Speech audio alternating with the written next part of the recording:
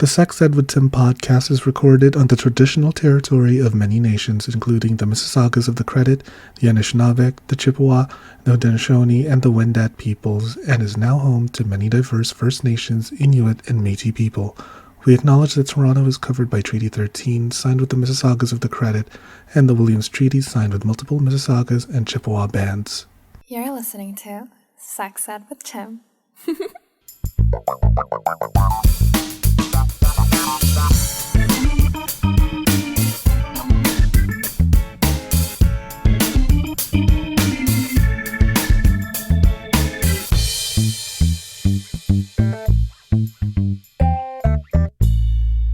Hello and welcome to another episode of the Sex Ed with Tim podcast. I'm your host, Tim, certified sex educator, your local chaotic homosexual.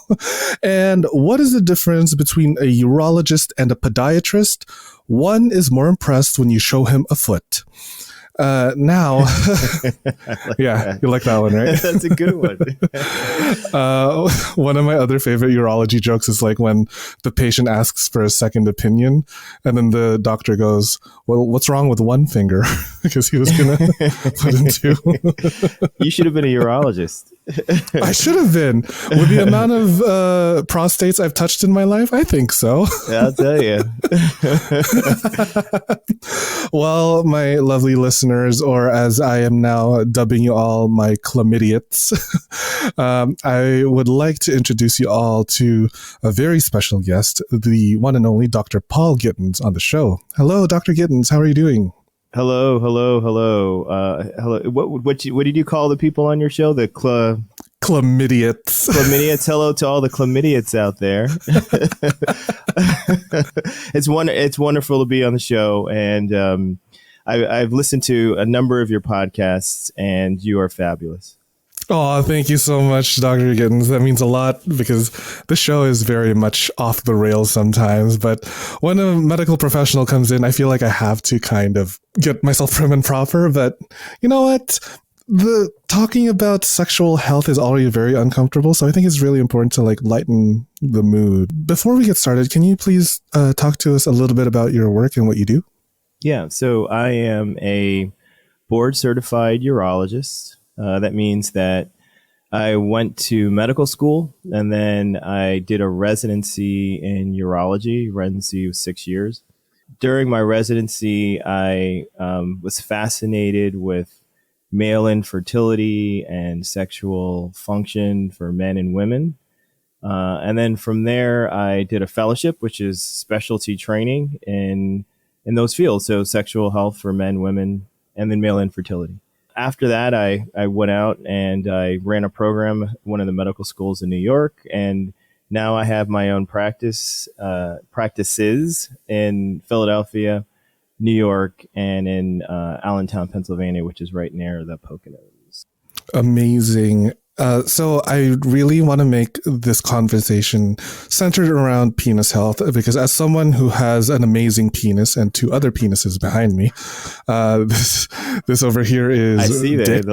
I see it. I was going to comment on that thing. Is that a pillow or is that a what is that? Yeah, they're stuffed pillows. Body pillows are like body length. They're modeled after my size. So 1-to-1 ratio.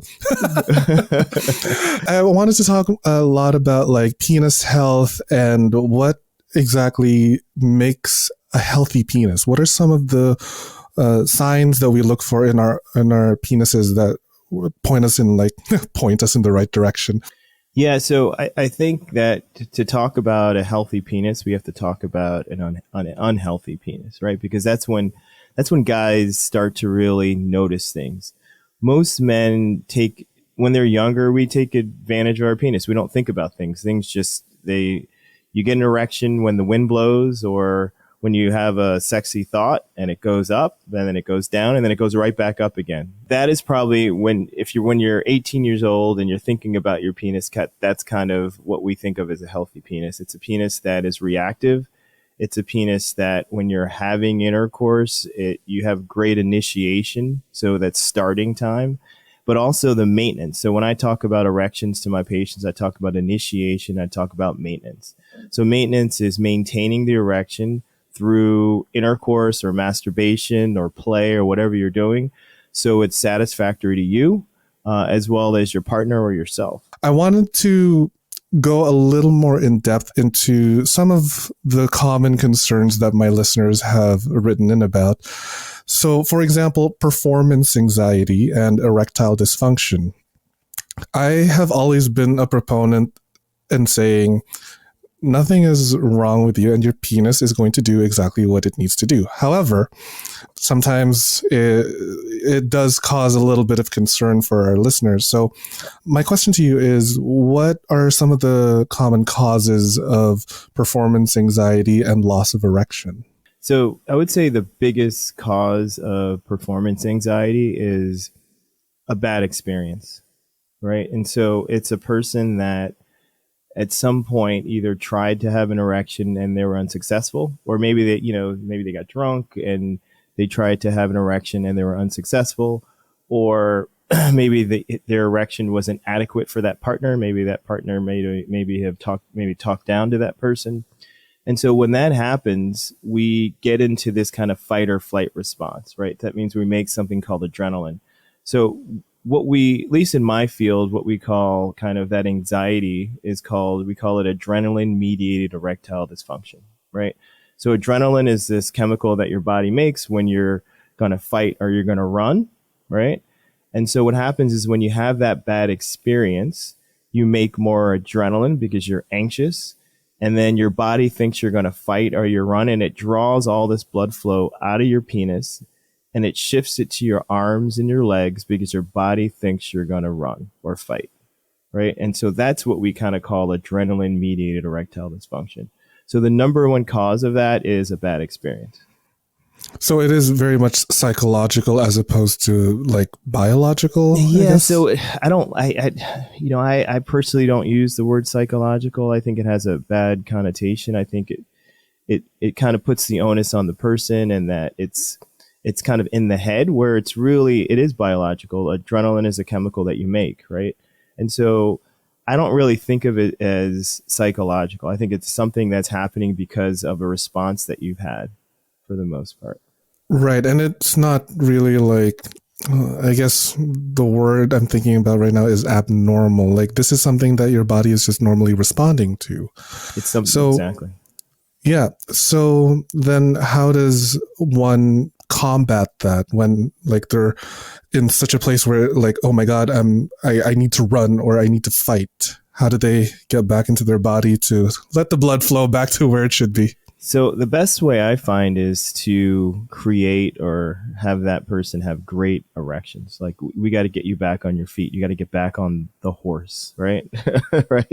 And so you got to do that. And by doing that, so some of the ways we do that is we first of all, if somebody comes into our office and they think they have more of adrenaline mediated erectile dysfunction, we still do a whole workup. We still want to make sure there's nothing else that's going on, right? Because there's other things in health that you had kind of mentioned, like if they have like hypertension, blood pressure issues, any of these issues that can also cause erectile dysfunction. So we want to make sure that we divide that into either a medical problem, or we call it organic issues, or more of adrenaline mediated issues, right? So that's the first thing, because someone may think they have more of an adrenaline mediated issue, but it's really a medical issue that we need to uncover. So when they come in, I do a full workup on everyone. It doesn't matter how old you are, 18 to 90 years old, you get the same workup, right? There's no bias. Just because in our field, if a 30-year-old comes in with ED, then most people think it's more adrenaline mediated. But I've uncovered, some serious medical problems in 30-year-olds, and it wouldn't have been, that we picked up. Like, for instance, if they have like a pituitary lesion of some sort that we picked up, or low testosterone, or one of these other things that could lead to ED. So that's the first thing we do, is we want to make sure that there's no medical illnesses that are causing the erectile difficulties. Once you hone in on that, are you creating a very distinct plan that is very penis related, or do you approach it from a more like overall approach? After we get laboratory testing like hormones, and we do nerve testing in the office to make sure it's not a neurological cause. We do an ultrasound of the penis to look at blood flow, right? So, some guys can have an issue with not getting enough blood flow into the penis, where other guys may have an issue where the blood flow goes in and then it goes back out, right? That's called a venous leak. So we want to make sure we can characterize exactly what's going on with that person. From there, we tailor a program that's specific to that individual. But for all of our guys, we always talk about lifestyle changes, which is diet and exercise. That is across the board. We always talk about that. There's not a person in my office, including myself, that can't eat a little bit better, that can exercise a little bit harder, right? And then from there, depending on what their hormones are, so say if there's a hormonal abnormality, then we're going to change that. We're going to fix that. If it's a blood flow issue, then we can enhance blood flow to the penis. So it just depends on where we would go based on the workup that we find. So how does one say, for example, there is a very low amount of testosterone or blood flow? Do you put them on like blood medication or like hormone replacement therapy? Yeah, so it depends on their age, right? I am a male infertility physician, so we do know that if we give a young man testosterone and they're interested in having a child, then testosterone will essentially make them sterile, so they're not able to do that. So for those men that are interested in fertility, that are younger, they may not want to be on testosterone, then there's some alternatives that we place them on. And then for some men that if they're not worried about their fertility and we go through the risk and the benefits of testosterone therapy, and for them, that might be the right choice. But there's tons of hormones that, there's a lot of different hormones and stimulators that we can place on to enhance a person's hormones, like testosterone or growth hormone or what have you. Are there any specific causes to like low testosterone? So as you get older, we know that testosterone decreases with age. So after about 40, 45, it goes down about 1% a year in general. So we do know that's just a natural kind of history of man. Other things that decrease testosterone are being overweight, right? We know opioid use for opioids, that'll also decrease it. Sleep apnea causes decrease in testosterone. So as we get older, we make a protein. It's called sex hormone binding globulin, which is a protein that's made by the liver. So that'll bind some of the testosterone. So we're making less testosterone. So less testosterone is getting into the areas that we need it, like our brain to help with libido and our penis to help with great erections. So there's a number of reasons why men have low testosterone. And part of the workup is trying to figure out what's the cause. And the other part of treatment is trying to figure out what's the best treatment for that individual. Mm-hmm. So, Dr. Gittens, I am 30 years old, and I am diabetic. I'm a little overweight. However, I am like working on that. I would consider myself very athletic. Like I'm into like gymnastic pole dancing, like up and down and like acrobat stuff. And I feel like this is the age where I should start worrying. And also, I have sleep apnea, so I'm on a CPAP machine. So I feel like this is an age where I should start to concern myself more about my penile health. However, I have an amazing sex life, actually. I have an erection that lasts for a couple hours, even after coming one time. And then it'll, stay hard, and then I get to have another orgasm. However, I'm a little nervous as to like, is that something I should be concerned about because it's like so long? And like you said, I have sleep apnea, overweight, and I'm diabetic. These are the things that kind of affect penile health. Like, or am I just kind of being in my head right now? No, I think that you're a lucky man, by the way, and your partner is a lucky man too. Thank you. So we all want to be in your shoes. But you did say a number of things that are a bit concerning, right? And so the sleep apnea, we know that men with sleep apnea actually have lower rates of testosterone. probably higher rates of ED, diabetes for sure. So diabetes can affect the vasculature of the penis. It can affect the nerves, right? It can also, we do know there's association with diabetes and low testosterone. And what was the third that you mentioned? So sleep apnea. Like overweight. And a little bit overweight. We're all overweight. If we live on you're in Toronto, you draw a straight line down. I'm like New York, Philadelphia. We're all overweight, but overweight, being overweight does predispose you to a number of things. And so, I would start to think about your sexual health. For you, we want to make sure that your heart is healthy. We want to make sure that overall, we want to watch your cholesterol. We want to watch your blood pressure, because you have youth on your side. And so, what happens is we all get a little bit older, and so it's something that we should start kind of thinking about now. Right. And so we should start to, because if we lower your weight, then your diabetes or your sleep apnea would get better. Right. Your sugars would go down. You're going to feel better.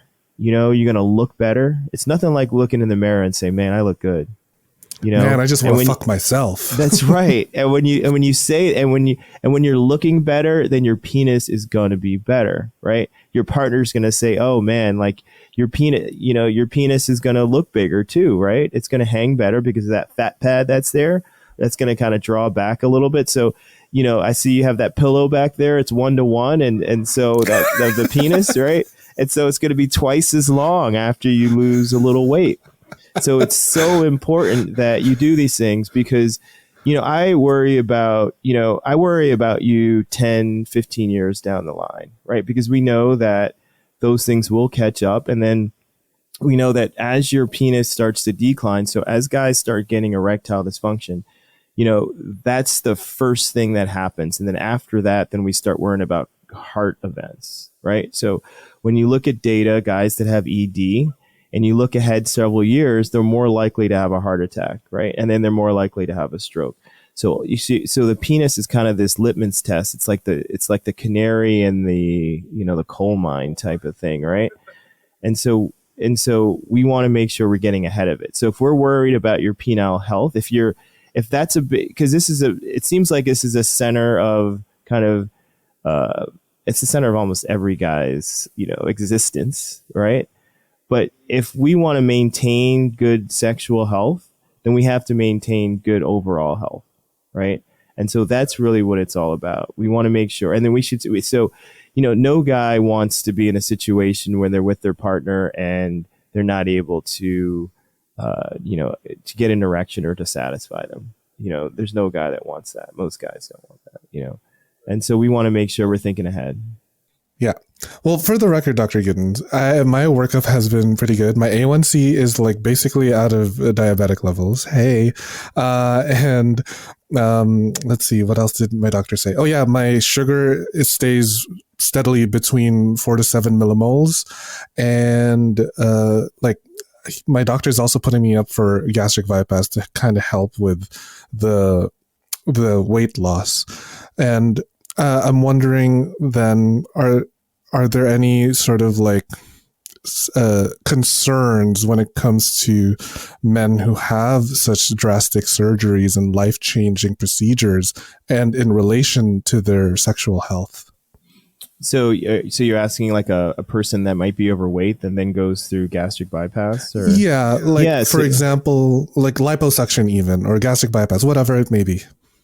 Yeah, it's interesting. There was a pretty cool study that looked at testosterone levels in guys that underwent gastric bypass. So testosterone, as most guys know, it's made in the testicles, right? And then the testicles make testosterone. It goes throughout the body.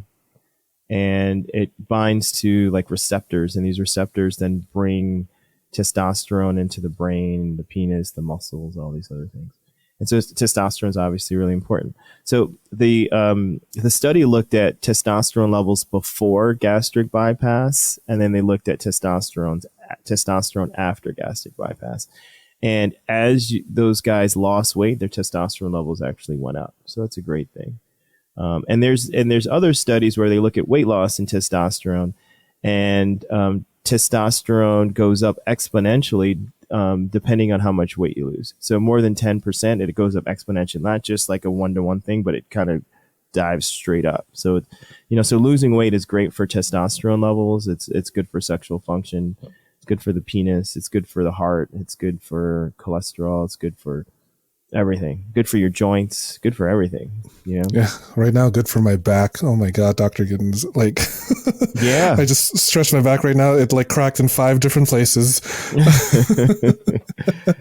I can't wait to lose that weight and start to become a fuck machine. I mean, I already am right now, but Why not, right? Why not more? Right out. You're going to be unstoppable. I mean, some may even say I have too much sex, which is actually a point that some of my listeners have written in when too much is a thing. So what I mean by that is there are some of my listeners who are on the more well-endowed side of the spectrum, and they're wondering, is there really such a thing as too big?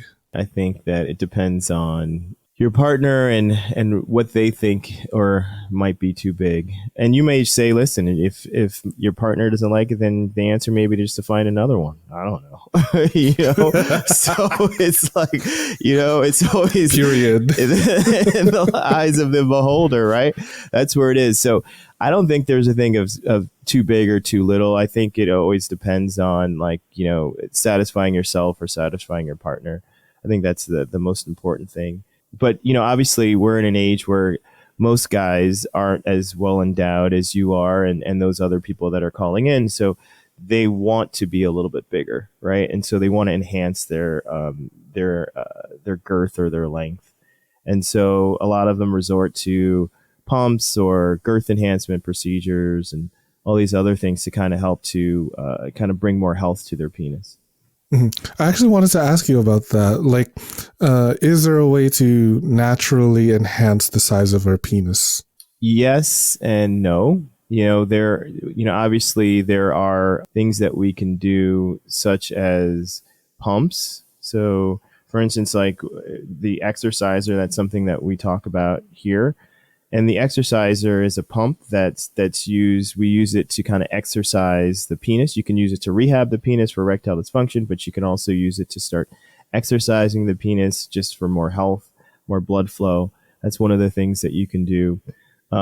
We talked a little bit about losing weight. So losing weight can also kind of aesthetically sort of make the penis look larger. So that's something else that you can do. Those are we use in our office. We use Botox and other things like that to have the penis hang a little bit more, and that also helps with function.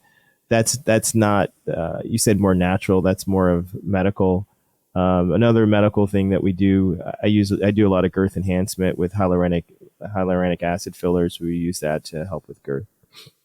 Wow. You must not have a wrinkly penis that has left your office. Everyone is always looking like firm and looking great. Yeah. It's a Hollywood ready penis. We have some penis models. What are you talking about? We have some guys, the cover of Men's Health and Vogue or something. You go, the patients come in. Your patients come in, and then you have like a portfolio of celebrity penises. And of course. One guy goes, "Hey, I would like the Brad Pitt penis," or the Chris Evans one. We do that for the scrotum as well. So we do a lot of Botox for the scrotum for guys. Really? Yeah. So for guys that turtle up or squinch up a little bit, their scrotum. So we actually place Botox in there to allow it to kind of hang a little bit more. How many of your patients come in for purely aesthetic purposes for their penis? I would say maybe like 15 to 20%. So not a what large. What are the common concerns that they come forward with? It's mostly girth enhancement, or it's more for scrotal relaxation of some sort. Those are the biggest. Those are the biggest one for men that I see. So I do a lot of girth enhancement for men, just to increase girth and for the penis. And it's great. Guys come in, they're somewhat insecure about the size of their penis, and we're really able to help them. I love it. It's something that you walk in feeling one way, and you come back and you're just like a totally different person. I get a little bit emotional about it. I had a guy about 3 months ago, and this guy was just so insecure about his penis. Like, he just, in the locker room, he's like hiding in it. Like when he was with with women, he just turned off the lights, everything. And so I did his procedure, and I always have everybody come back after 2 weeks. I want to make sure I can see my work and everything. And he's in the office. And do you ever see that movie? There's this movie called Smile, and it's a horror movie, right? And in the horror movie, like whoever has this problem, like they just have this large smile on their face. So I walk in the office, and this guy is like smiling like in the movie Smile. And I'm like, what is going on here? Is this guy going to kill me or something? And like my staff is looking at the guy, and the guy is just smiling from ear to ear. And he's like, Doc, there's something wrong with that guy. That's the guy that you did your girth enhancement on the other end. So anyway, I take him in the back, and he just gives me like the biggest hug, and he's like crying, and he's like, oh my gosh, my life has changed. It was the coolest thing. I mean, and I trust me, there's a lot of emotion that's always going on in my office, a lot of emotion for a number of different reasons.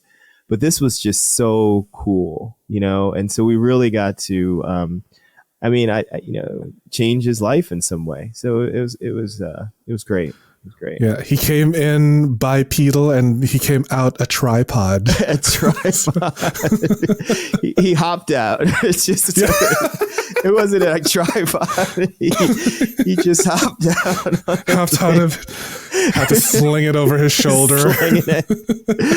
Oh man! Imagine. No, let me tell you, I love my field. I love it. I mean, I'm so fortunate, that I can do something that I truly love. Every day it's helping someone in some respect. It's not always 100% in terms of all the things that we do, but we're pretty successful in really helping our men and women. And it's just a great feeling. We'll be right back after this commercial break. Yes! What's up, all you sick fucking perverts? Don't you just love love? The Love Shop has everything you need to feel the love in the air or in between your legs, wherever you want, really. They've got everything from vibrators, lubes, lingerie, and even full-sized sex dolls. Wow, I guess love really does come in all shapes and sizes. Visit loveshop.ca/sexedwithtim and use code SEXEDWithTim at checkout for 15% off the whole store. And the best part is that they ship all over Canada, US, and Ireland? To all my whores in Dublin, top of the morning to ya. That's loveshop.ca/sexedwithtim and checkout code SEXEDWithTim for 15% off the entire store. Now get to fucking. Do you like feeling sexy and looking sexy? Of course you do. Only my listeners are sexy as fuck. I have partnered with fetishwear designer Dale Kuda to bring you the hottest deals on custom jockstraps, harnesses, hats, and more. Head over to dalekuda.com, that's DALEKUDA.com, and use code SEXEDWithTim at checkout for 25% off the entire store. Yeah, you heard me. 25% off.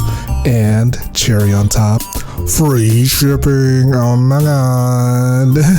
I have a few of the stuff that he has made for me, and girl, I'm wearing it right now. I'm wearing like a little jock strap so that I could easily just like slip a little butt plug or dildo every now and then here and there, and I'm on the train. I'm just like, thank you, Dale. That's dalekuda.com with the code SEXEDWithTim for 25% off your entire purchase with free shipping. With a deal like that, I swear I could come buckets, honey. The show is about to begin. Yes. This question is on the back of my mind though, because I've been talking about like big penises and stuff. So I'm wondering, has a patient, and feel free to like laugh or not, but has a patient ever come in and be like, "Hey doc, this is too big. I need to get an ensmallment procedure." I don't know what's the opposite of enlargement, ensmallment. Ensmallment. No, I've never had that. I've never had that. Even though maybe some of the guys maybe should ask for that, but yeah. No, I've never had that. I mean, most guys, it's always a guy's dream to be bigger. Even the bigger guys want to be bigger, I find. I haven't had that, but I have to think of an answer now, just in case somebody walks in my door tomorrow and they Hey, ask doc, me I have too much dick. I know. What am I going to say to that? I got to think about this. But yeah, but fortunately, in my practice, I see a lot of, men and women and men we're talking about currently that have a lot of problems in the bedroom. It's mostly about, erectile dysfunction, ejaculatory issues. Either they're ejaculating too quickly, or they're not ejaculating at all, or they have pain with ejaculation, or they're having pelvic pain, or they're having testicular pain. These are the things that I see most of the time in my office. It's kind of my bread and butter for men. Mm-hmm. I wanted to actually touch on that point about ejaculating too quickly. So I come from a place where my kind of stance on ejaculation is, what exactly is premature ejaculation for you? Because like, who gets to gatekeep how much time you have to keep thrusting until ejaculation? So what is this sort of like standard for the right amount of time before you come? Or is that more of like a subjective point for each individual patient? It is a subjective point where, some guys may come in and it may be 10, 15 minutes and they think that they should be lasting like a half an hour, right? There is a standard definition though. The standard definition, we for the most part, depending on the society that you look the definition up on, it's about 2 minutes. If you really want to know a definition. But also in that definition is that the person that the penis belongs to has to kind of they have to feel bad about it, right? And so, they have to want to be able to stay a little bit longer, right? So if the person ejaculates in 30 seconds and they don't care and it's okay with them, it's okay with their partner, that doesn't really meet the full definition of premature ejaculation, right? There has to be a bother associated with it. But in general, when we're talking about premature ejaculation, you have the bother and it's about 2 minutes. So anything less than 2 minutes is kind of considered as premature ejaculation.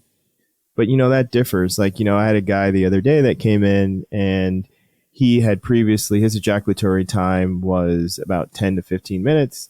And now he went down to 5 minutes. So for him, he's like, this is premature ejaculation, right? Because all my life I've been able to last this long and now it's cut short. And I'm really bothered by it, or my partner is super bothered by it. And so, but in general, the definition's about 2 minutes. Honestly, sometimes I wish I could come quicker so he can leave my apartment. Like, I have places to be. I got to get dinner. Hurry it up, You have to start before he gets there then. Honestly, I got to warm up the oven. You got to warm it up. So that, what's that thing? It's like when you put hot water in a kettle so that it boils faster. That's right. So I think on the opposite end then is what then becomes too long. What's such a long wait time until you come? So that's another thing. It's bother is number one, but there is sort of a formal definition, and that's about 20 minutes. So 20 minutes, yeah. So 20 minutes, anything above 20 minutes, we kind of meets that definition of prolonged or delayed. We call it delayed ejaculation. But once again, right, if you have a guy that is normally ejaculating at 5 minutes, right, and now he's taking like 15 minutes and he's tired and his partner's like, come on, you got to get going, right? So for that person, that's delayed ejaculation. But definition, they do like standard deviations from the time of ejaculation, and it's about 20 minutes. Because for me, I'm very all over the place, and I think it really depends on how much fun I'm having. So like sometimes there's like an incident where I came like after 5 minutes, but then there's another time with like literally last weekend where I was like an hour until it took me to come. So should I be concerned about an inconsistent ejaculation time? No, I mean, you're having fun. You're not, and it's not causing bother, right? You're enjoying yourself. You're enjoying your partner. I'm not saying that if you have sex more than 20 minutes, then you're delayed ejaculation. You got to have that bother, right? You got to like be huffing, and it's just can't be enjoyable. You really want to be able to climax, and you can't get to that point.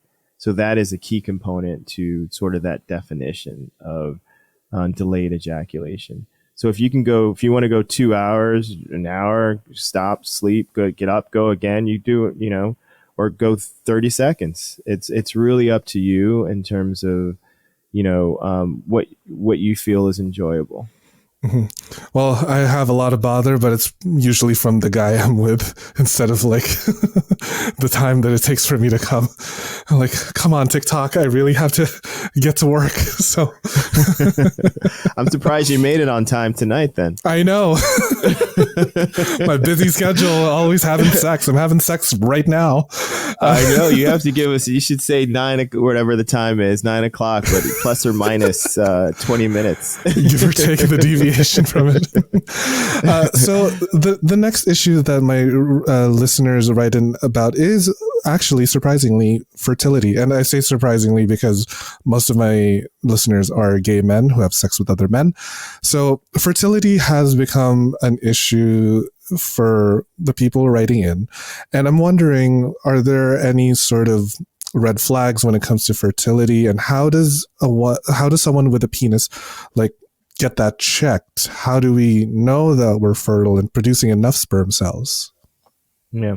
So one of the key kind of factors or kind of the hints that I get is when a person comes in and they're with a partner or what have you, and they've been having some trouble having kids. And I ask them if you have a history of unprotected intercourse, and they say, yeah, I never use protection. And do you climax or you have ejaculate in your partner? Yeah, all the time. Have you ever had a child or a pregnancy? And they say no. That's kind of one of the red flags that I listen to, because, if somebody's always ejaculating the partner, throughout their life and they've never had a pregnancy, then that's kind of a red flag, right? Obviously, if you've been trying with the same partner for, we say 6 months to a year, the old definition was about a year, but now we've kind of cut that short just because patients are older when they're trying to have children now. So we kind of cut that down a little bit. And so if you've been trying timed intercourse and are not successful, then it's time to get a workup. And in that workup, what we do is I do a physical exam, because there's a number of reasons why guys have fertility issues. There's physical things. So that's why I got to do a testicular exam. I got to look at the volume of their testicle. I feel for all the parts that's in their scrotum. We do hormonal testing, because if your hormones aren't in tune, then you're going to have some problems with fertility. All right. So we do a whole hormonal workup. We may do genetic testing, and we do a semen analysis. So a semen analysis tells us a lot, right? It tells us how much volume's coming out. It tells us the number of sperm you have. It tells us the motility. So are the sperm moving? Are they not moving? It also gives us the shape of sperm. So we want our sperm to have a normal size head, neck, and tail. And it kind of looks like a tadpole. Some sperm have like 2 tails, 2 heads, all these other things. So the morphology has to be kind of up to standard. So those are all the things we look for when I'm looking at a guy that's that's interested in fertility and they haven't been successful. Mm-hmm. How does one then go about fixing infertility? Complicated question, because there's 1,000 reasons. But if it's hormonal, we try to fix the hormones. And testosterone has a lot to do with that. Obviously, we don't want We don't want to give testosterone because testosterone will lower sperm count. So there are some medications that we give to naturally boost testosterone levels. One of the more common physical causes is something called a varicocele. So it's kind of like varicose veins that people have in their legs, but in their scrotum. So that's surgically corrected. Sometimes guys don't have a vas deferens. The vas deferens is something that we cut during a vasectomy. It's a tube that connects the testicles to kind of the prostate, and then from the prostate, the semen goes to the outside world. So for guys that maybe have a genetic condition or are born without them, then I have to go into their testicle and harvest sperm, and then we give it to IVF, give it to the IVF team, and then they can have a child that way. And so it depends on the reason, but I would say, most conditions can be treated. There are few conditions that can't be treated, unfortunately, if there's some genetic abnormalities or if the stem cells of the sperm never made it to the testicles, and that's a problem as well. But in general, I would say that most couples probably can have a child, if they go through a full workup and if they're at a point where they can use IVF. And IVF is expensive, and it's not depending on the country, depending on insurance and all these other things. But I would say that most couples can have a child outside of genetic abnormalities for most of the conditions. But that's just the male side. Don't forget there's the female side as well.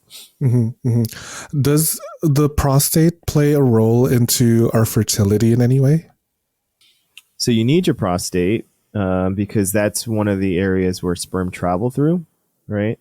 And that's where we're making most of our fluid for semen is coming from the prostate. And then there's a gland on the other side of the prostate. It's called the seminal vesicles, right? And so those two organs are making the most of the volume that's coming out. And the prostate and the seminal vesicles also produce like food for the sperm in so many ways, right? Fructose and all these other things that allow the sperm to survive it's funny because I tell all my patients that when the sperm go into the vagina, it's like this battle, right? Because there's a lot of organisms in the vagina, and it's like this battle between the sperm and like the pH of the vagina and all these other things. But the prostate and the seminal vesicles kind of help to protect the sperm until they get to where they're supposed to be in the fallopian tubes, and then fertilization could occur. I mean, getting pregnant enough, like alone, I feel like the process is already quite the miracle, because that sperm cell has to travel, I don't know, like the equivalent of here to Pluto or something, just Absolutely. to get to the egg. Like that's insane. It's amazing.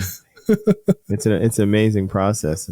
So many things can go wrong. And the timing's got to be perfect, right?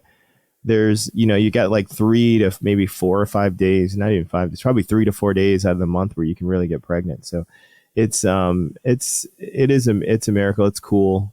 But, there's a number of patients that suffer from fertility. In about every population, it's probably about 10 to 15% of a general population will have fertility issues, right? So, and 50% we say is on the male side, and about the other 50% is on the female side in general. I mean, there's, obviously there's combined issues and things like that. What about people who have had their prostate removed? Is that something that they should concern about with regards to fertility and sexual performance? Or is this just something that I'm going to have to live with for the rest of my life because I don't have a prostate anymore? So if your prostate has been removed, then you will not be able to have a child naturally, right? Because essentially it's like you're having a vasectomy, right? Because the sperm, they don't have another place to go, right? And then when we remove the prostate, we actually have to cut the prostate out, and we actually cut the seminal vesicles as well. I'm sorry, the vas deferens as well. So all that comes out with it. So I do have patients that have had a prostatectomy and they're interested in fertility. And so what we do in those situations is we go directly into the testicle, and then I'll be able to remove sperm from the testicle, and then we use it for IVF. So that's one of the downfalls of having a prostatectomy is the fertility. Fortunately, most guys that have had their prostatectomy, not all, but most guys are a little bit older. They're usually in their 50s or 60s. And so those men most of them have already had children, but obviously that's not in every situation. Other things that occur after prostate cancer treatment, if it's removing the prostate or if it's radiation, is erectile dysfunction. So that's not uncommon. So erectile dysfunction is extremely common after prostate cancer therapy, if it's radiation or if it's removing the prostate. Mm-hmm. Do I have to worry about not getting an orgasm anymore when I get my prostate removed? So you won't see the fluid, so it's kind of having an orgasm without the mess, sort of. Oh my God, that's actually so helpful. Leave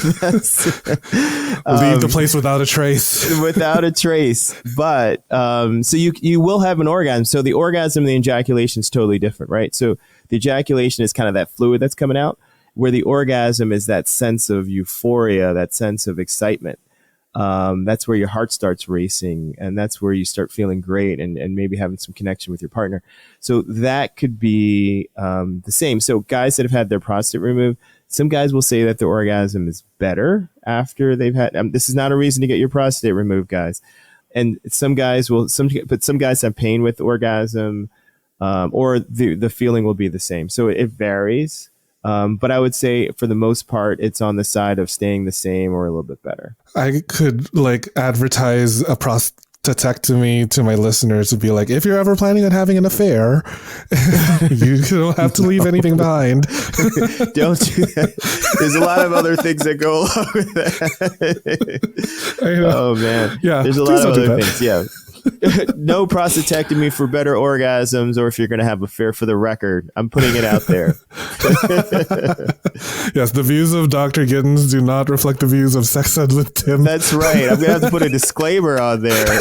We're going to have to like I said, hey, I go off the rails here. I let my listeners do whatever it is that they want. I love it. That's why it's great. You should. I mean, that's, that's what people don't want to be so serious about sex all the time. It's fun. It's like, it should be relaxing. I don't know. You said in Canada how you guys are a little more open. In the United States, we have this weird culture where sex is all over TV. It's everywhere. It's on ads, but nobody really talks about it. Nobody talks about sex or sexual dysfunction.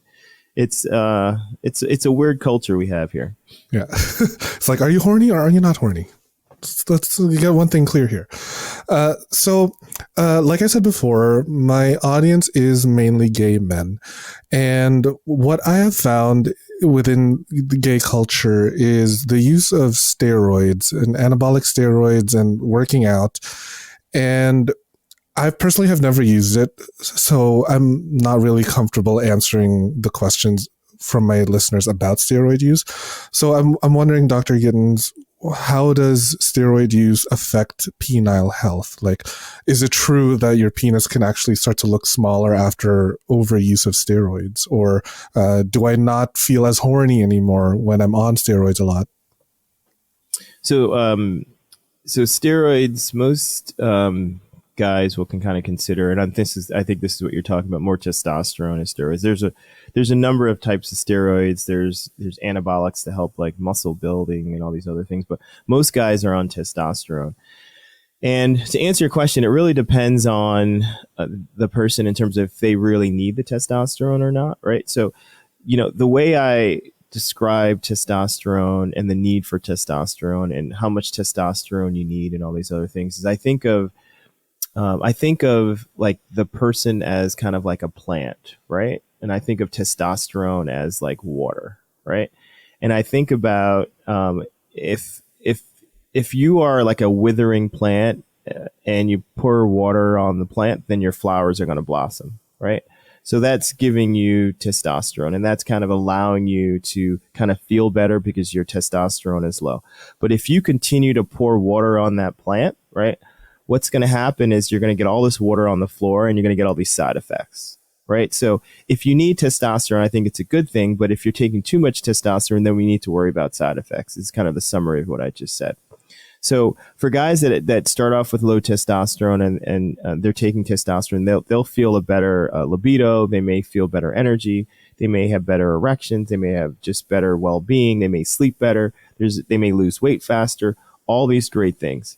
But if your testosterone is already really high, right, it's not really going to do much for you. You may gain a little muscle mass, right, but your libido may not go any higher. Your penis may not be more functional, right? You may not sleep better, but you may have some side effects. We do know, like, one of the biggest side effects, or one of the more common side effects, I should say, of testosterone is increasing your hemoglobin. You increase your hemoglobin, you're at a higher rate of having blood clots and strokes and all these other things. So we want to make sure that if you are taking testosterone, that you're being monitored, right? Do you think then the cons of using anabolic steroids outweigh the pros? No, I think it depends on the person. I think it depends on if you need it or not. As guys grow older, their testosterone levels decline. And as they decline, I'm a proponent of, do you want to grow gracefully or not? I'm going to fight it every inch of the way, right? And so if your testosterone is going down, if you have a low testosterone and you're symptomatically, so the key is symptomatically, if you have symptoms of low testosterone, then I think you should be treated. I think that, if your listeners are kind of doing it on their own, I wish they would be under the supervision of a physician that deals with testosterone and knows the proper levels and knows what to look for side effects and all these things. But I think testosterone is a medication that, if used properly, I think it's a good adjuvant to growing older. Mm-hmm. I mean, hey, I love to see a man like age gracefully. And that is like a fear within the gay community when they kind of age out of hotness. Like, that's a thing. But like, I'm a proponent for doing whatever it is that makes you feel good. And I think, Dr. Gittens, you would agree too that like, if your sexual health is really tied, and the way your penis looks is directly tied to your overall feeling of happiness, why not? Yeah. I'm not your gonna stop testicles anyone. will get smaller though. So that's the thing. So so some guys, when they see their testicles get smaller, then they may kind of look at their penis as it might be a little smaller, as it might kind of, because it's not as full, right? So when you have a full testicle, your kind of penis kind of pops out a little bit, where I do get complaints that when they're on testosterone, their testicles will get smaller. But there's ways to combat that as well. There's hormones you can do to counter the effect of the testosterone, so they won't atrophy. Yeah, I mean, it'd be really funny to see a dick with like two very small testicles. It's kind of like Gonzo from the Muppets. Like, oh boy, I don't know how I feel about that. My last point here, Dr. Gittens, is you said that as we age and our body starts changing, what are some of the ways that we can stay healthy with our penis? So like, for example, I still want to be as sexually active as I am in my 60s, like I'm in my 20s. Like, as a senior citizen, I still want to keep fucking as if I was just hitting puberty, right? How do we keep up that sex drive? Our testosterone levels are in check. What are some good, healthy ways to keep our penis healthy throughout our lifetime? Diet, exercise, number one. Number two, those are two big things. Trying to reduce our weight, another thing. Other things we do are, in my practice, we exercise the penis. So we use the exerciser. We kind of talked about that, which is a pump that we use. And that pump can help to kind of keep some of the fullness in the penis, can increase blood flow. As we get older, what happens is guys start losing those morning erections and those nighttime erections. And then that's kind of the first sign to erectile dysfunction, because we get decrease in oxygen to the tissues. So I really like pumps for that reason. That's one of the things we like to do. What else do we do for the erections? Those are big I always ones. recommend masturbating on a regular basis. Just to keep everything in check. I do, but I don't. I don't think that, if you're watching, I think, I've seen so many problems with guys that are masturbating with porn that I think that there is a little, it can be too much. and when it's porn, it's like the dopamine goes really high, and then you see one guy on another guy, and then you need two guys on a guy, and you need to put it in, you got to be swinging from a chandelier, and it layers and layers and layers, and it becomes a problem where when they're with their partner, there's like all these unrealistic expectations, kind of like that person should be doing this, and that can actually hurt a sexual function. So I do, nothing wrong with masturbation. I think masturbation is good for the penis, but I think how you're masturbating can be an issue. I think what you're watching while you're masturbating could be an issue as well. Mm-hmm.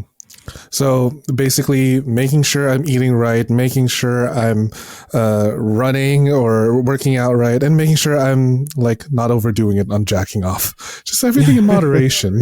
Everything in moderation. And as we mentioned before, those health problems are, lowering your blood sugar, making sure our cholesterol is okay. It's really about lifestyle changes. And, the better you are with that, the better your penis is really going to be. Ooh, you've heard it here from Dr. Gittens. Like, the better you are at taking care of yourself, the better you are at fucking, essentially. There you go.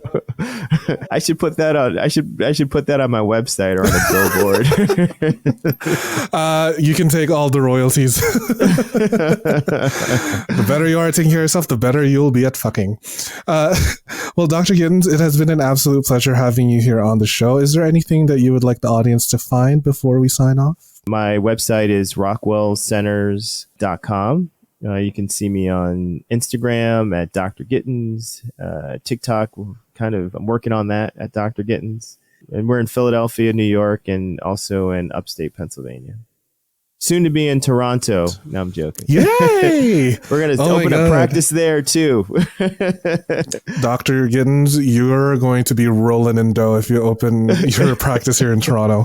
We have a hustling, bustling gay community who are just ready to elongate their penises and like just enrich their sex life. When I tell you we're horny, we're horny. Yeah, it's funny you said that. I actually get a fair number of patients from your area. So it's yeah. You're absolutely it's right. cold here. There's nothing to do but fuck. So, well, to all my dear chlamydiots that made it this far into this chaotic conversation, thank you for tuning into another episode of the Sex Ed with Tim podcast, and we will see you at the next episode. Thanks for listening to the Sex Ed with Tim podcast. Sex Ed with Tim is created and produced by me, Tim Lagman. Music is Aces High by Kevin MacLeod. Follow me on Twitter and Instagram at GaySlutClown and at Sex Ed with Tim. You can also like and follow me on the Sex Ed with Tim Facebook page. If you enjoyed the show, please rate, review, and subscribe on Apple Podcasts, Spotify, or wherever you get your podcasts. Thanks for all your support, you dirty little slut. Mwah.